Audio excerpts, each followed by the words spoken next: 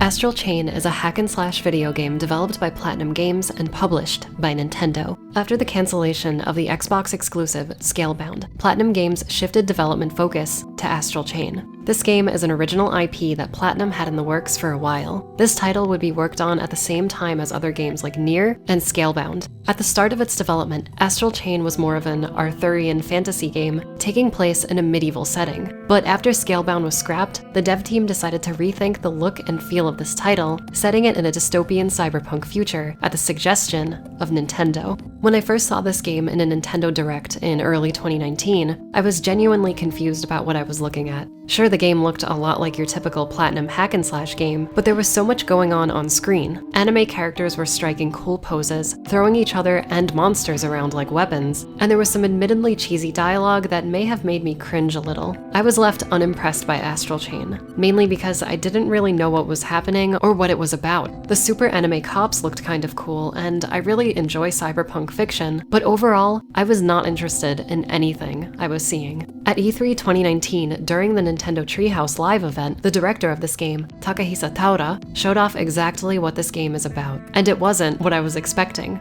Astral Chain is a level-based adventure game with Zelda-style dungeons that take place in a weird alternate dimension, and the game plays like a hack-and-slash where you control two characters at the same time. All of that sounds really crazy, I know, but after watching this demonstration, I gained way more interest in this title. Fast forward to the game's release. Astral Chain is getting a lot of good press. Many people are raving about this game. This got me even more interested and led me to finally pre-ordering the game for myself. I had a great time with Astral Chain, and as soon as I finished it, I knew I had to make a video about it. This game being a hack-and-slash Platinum game, you may already have a few ideas in mind on how this game plays, but I assure you, everything about Astral Chain is unique. And with that being said, we have a lot to talk about today.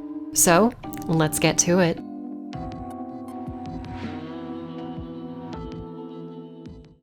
Astral Chain takes place in a post-apocalyptic cyberpunk future where most of humanity and the planet have been wiped out by creatures called Chimera. These creatures have invaded the planet through interdimensional gates that connect to the astral plane. Chimera are invisible to the naked eye, and not only are they killing people, but they're bringing them back to their world to create new Chimera and to infect people currently in ours. The remainder of humanity is currently situated on a man-made island called the Ark.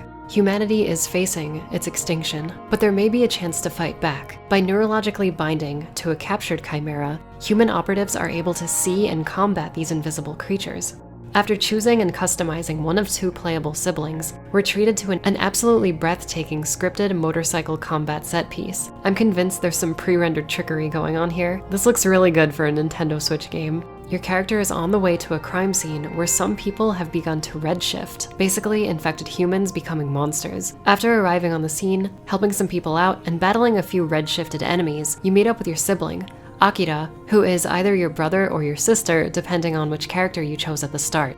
After catching up on the situation, you and Akira are attacked by some invisible chimera. After a few minutes of fumbling around and not knowing what to do, your father, Max Howard, shows up with the rest of the Neuron Squad, a special task force who've bound with powerful chimera. Chimera that are bound to humans are called legions, and can be controlled via the astral chain between both entities. You and your sibling get your own legions, and after some more combat, we discover that your character in particular is a little more adept at controlling their legion than the rest of Neuron. From here, you and your squad return to Ark HQ. This is where the game really begins and the story continues, and you're tasked with keeping the peace like any good anime cop should, and maintaining the spread of the chimeric invasion. At the start of the game, your character has the basic actions you've come to master in other hack-and-slash games, things like a basic combo string and a dodge button. However, there is no jumping in this game. I was super worried about the combat system while playing the first few chapters because your attacks and dodging are severely limited at the start. Your dodge goes almost nowhere, and you only have one combo string with your starting pistol and baton. I messaged a friend about this, like, why can't I jump? Why does the dodge suck so much? They assured me that things would get better. After completing Mission 1, you get your Legion, which is your second controllable character. Your officer's attacks are mapped to the right trigger, and your Legion's attacks are mapped to the left trigger. In Mission 2, you play through a lot of tutorials to familiarize yourself with how Legions work, and you learn how to do sync attacks, where both characters will do a flashy combo for extra damage. Your dodge still sucks at this point, and the amount of attacks is limited to about 3 hits. At the end of Mission Legion 2 is when, in the story, your character fully binds with their Legion, and this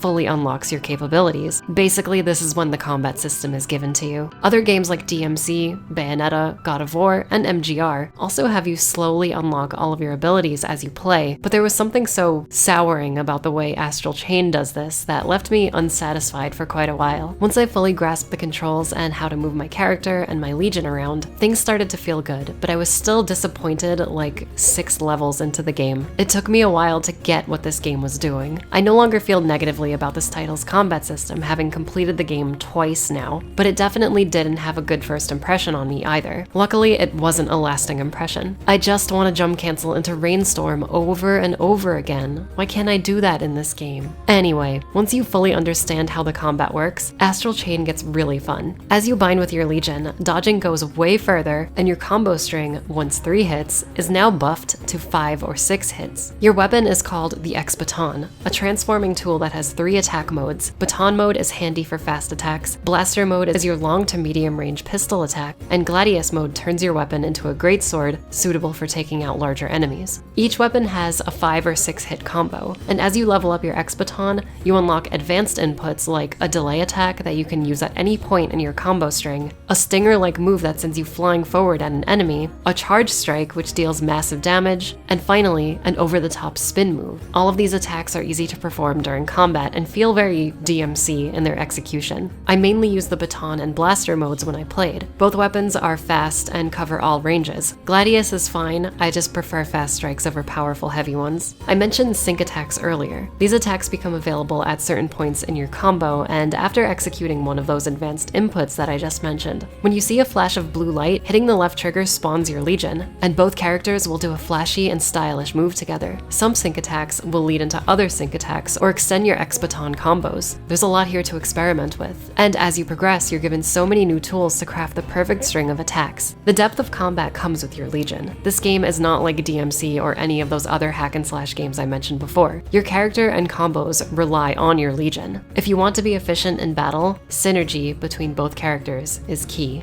This game brings a new type of style to the hack and slash table that I believe is refreshing and very much appreciated. Now let's talk about each of the legions you'll have control over during the game. That's right, I said legions. As you progress through the story, you'll be capturing new types of legions. There are 5 in total, and each of them do unique things in combat. But before we talk about specific details, I need to tell you about the basics of how legions work. So like I said earlier, left trigger inputs your legion actions. If your legion is close to you, hitting the left trigger sends it towards distant enemies, and pressing the button while the legion is away will bring it back to you. Legions will auto-attack any nearby enemies, but you can also manually adjust their positions by holding down the left trigger and moving the right stick. Moving legions manually obviously puts them closer to enemies, but you can use the chain connected to both characters to either tie enemies down or stop them from performing a lunging charge attack.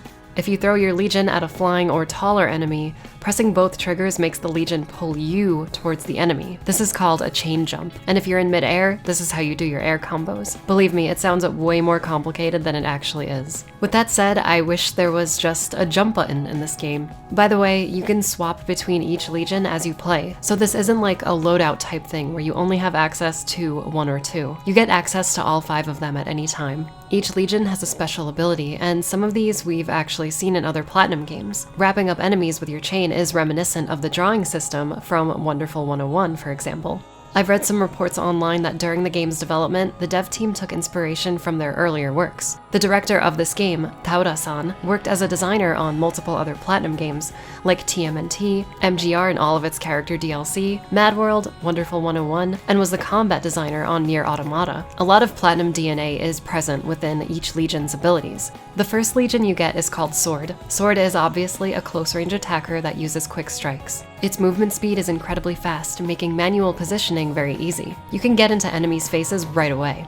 The most interesting thing about Sword is that it comes equipped literally with a Raiden's Blade mode from MGR. Hitting the left bumper activates this mode, and from here you rotate your cut destination. Clicking the right stick activates Focus mode, which slows down time. Some enemies can buff each other, and this creates a physical link between the 2 characters. You'll have to use Blade mode to sever this connection. One thing you could do in Blade mode here that Raiden couldn't do is dodging. So while this mode is active, you can still evade oncoming attacks. I used this mode only a handful of times, and when it was needed for certain enemies and puzzles. The damage it deals is pretty good, but you don't have to rely on this for every fight. Sometimes you can finish off enemies with a special takedown that is just Raiden pulling the guts out of a cyborg like an MGR. It's pretty satisfying nailing this when it happens. Sword is probably my most used Legion because it's the most well-rounded. The second Legion is Arrow. As you can probably tell from its name, Arrow is a long-ranged attacker. You can throw Arrow at enemies, but it's most useful by your side when using your X-Baton's blaster mode. Pressing the left bumper with Arrow activates its over-the-shoulder mode. And just like with Sword, you can use Focus to slow down time, making the gameplay feel a bit like Vanquish's slow mode over-the-shoulder shooting.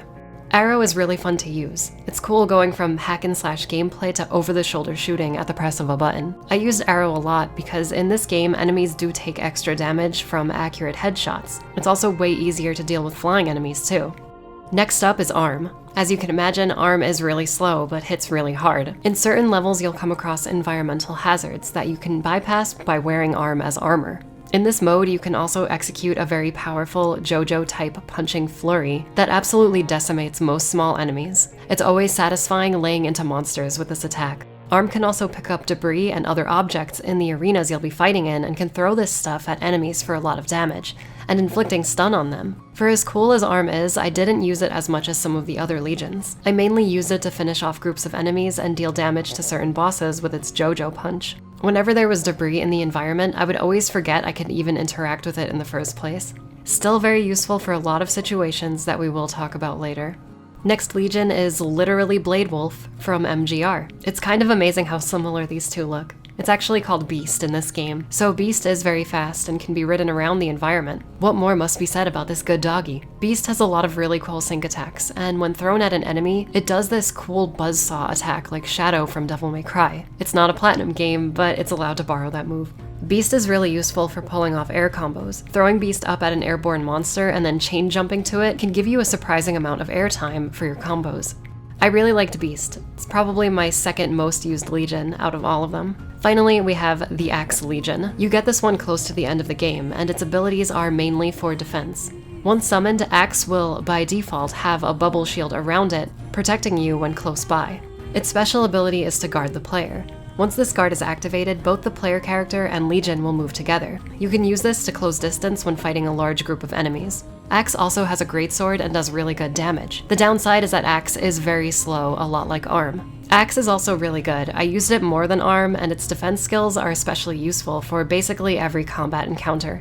There isn't one bad Legion out of the 5. All of them have essential skills that you will be taking advantage of as you play. All of them feel balanced in the right ways, and quickly swapping between them using awesome sync attacks and comboing off them was really fun. After completing missions, you'll earn gene code points, which are basically experience points that you can pump into each Legion, increasing their damage output and defense. You also unlock new skills and abilities for your Legion. For example, Sword literally has Virgil's Summon Swords ability. You can activate this and then throw the Legion into a group of monsters and sit back as it shreds all of them to pieces. It's sick. Other cool learnable skills like Axe's ability to summon shields around the player character and create landmines are extremely useful for setting up particular combos and baiting enemies into following you into deadly traps. You can also equip passive buffs onto each Legion, and this reminded me of 2B's ability chips. These abilities range from eliminating the stun effect on your player character to auto-completing sync attacks for you. No button presses required, which is useful for some of the more complex sync inputs. There is a ton of customization for each of your Legions. It's really fun to experiment with. One thing I'm still trying to figure out about this game is its after-battle ranking system. So like most of these games, you are ranked after specific battles and at the end of every mission.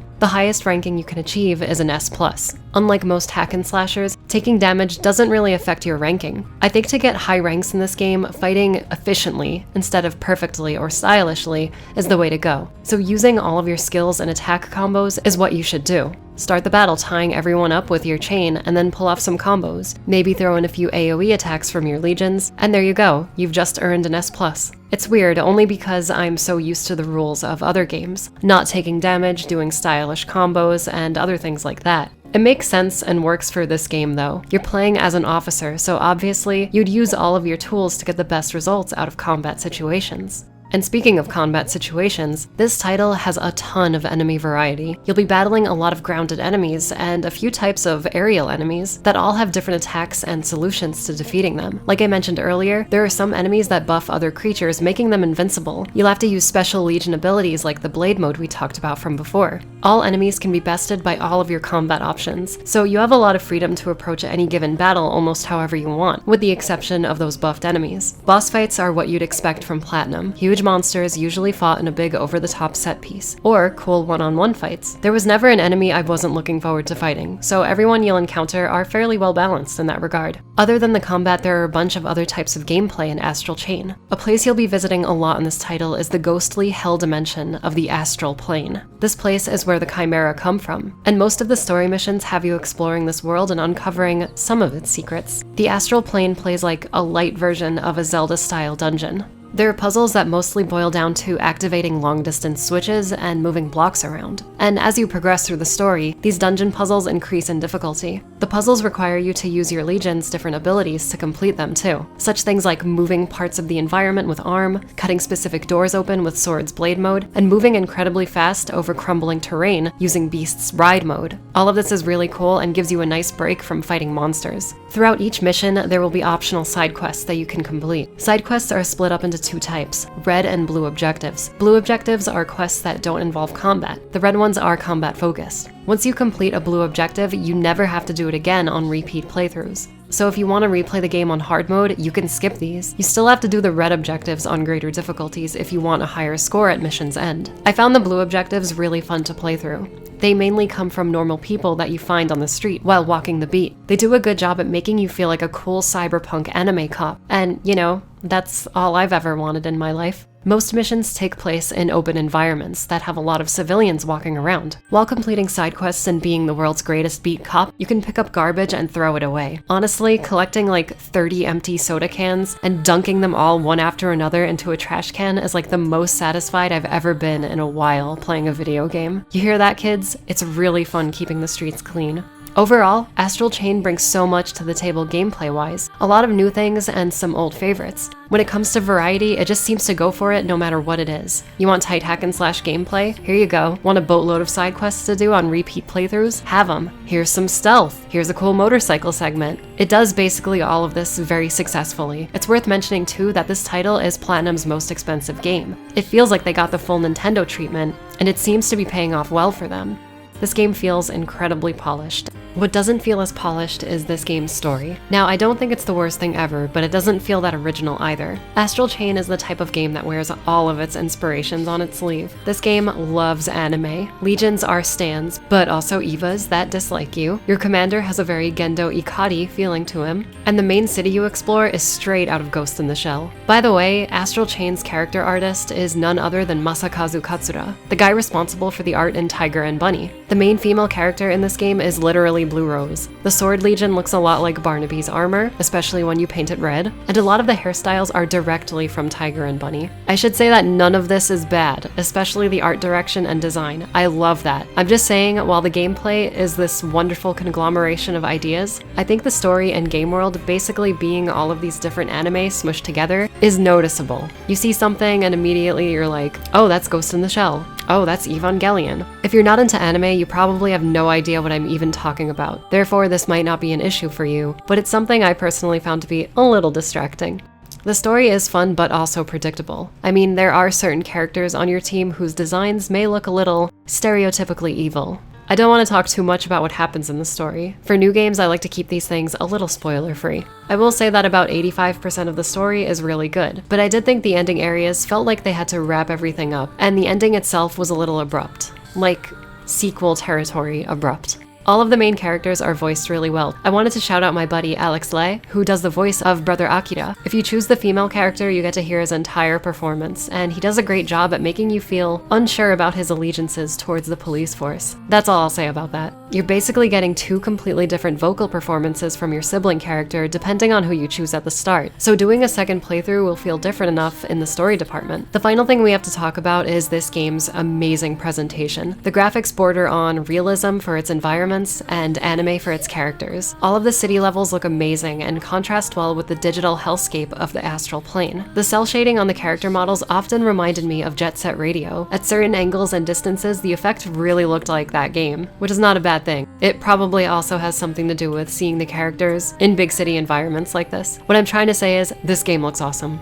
The music was made by PlatinumGames composer Satoshi Igarashi, who's done the music for games like Nier Automata and Bayonetta 2. A lot of the tracks in Astral Chain have a very Nier-sounding quality to them, with their vocal chanting during giant boss fights and dynamic mixing. It seems like most tracks have multiple different versions depending on whether you're in combat or just exploring your surroundings. I really enjoyed this title's music. The police station theme in particular is amazing. They synced up the characters' walking animation to the beat of the song, so that should tell you something about how good this OST is.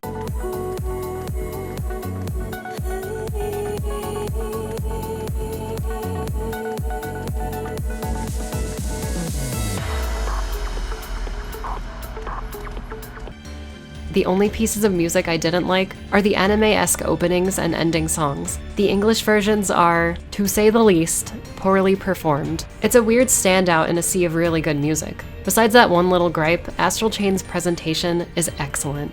Astral Chain is a very interesting take on the hack-and-slash genre, introducing some new mechanics that start off with an incredibly steep learning curve, eventually becomes a very fun gameplay once mastered. The game feels more like a level-based adventure game with the variety of level and gameplay types you're getting out of this title. This game is very much worth your time, especially if you're a big fan of hack-and-slash games and Platinum's other titles. With Astral Chain, it really feels like Platinum put their all into making something new that also honors everything that's come before it in their other games. Nintendo took a big chance with this game by letting Platinum do basically whatever they wanted, and it's working out really well for them. This game has already gotten so many good reviews from critics and fans alike, and Platinum have even noted this success and are currently thinking about continuing this game's story, which is awesome to hear. If this video has gotten you more interested and you haven't picked up your Nintendo Switch in a while, definitely give this game a shot. A lot of care and attention was put into this game. You're getting an amazingly polished, worthwhile experience out of it. It's almost like you can call Astral Chain a love letter to PlatinumGames. Hey everyone, thanks for watching. Astral Chain is super weird but also really awesome. I need more creative hack-and-slash games in my life. If you like this video, please consider subscribing and checking out my Patreon link down below. I wanted to give a huge shout out to this month's guest artist, Tablet Orgy. He drew up an amazing new piece for this video and it looks so cool. It's awesome how well it goes with the official art of Astral Chain. Anyway, I'll be seeing you all later. I gotta get to work on my next video. Yeah, it's the big one. See you all soon!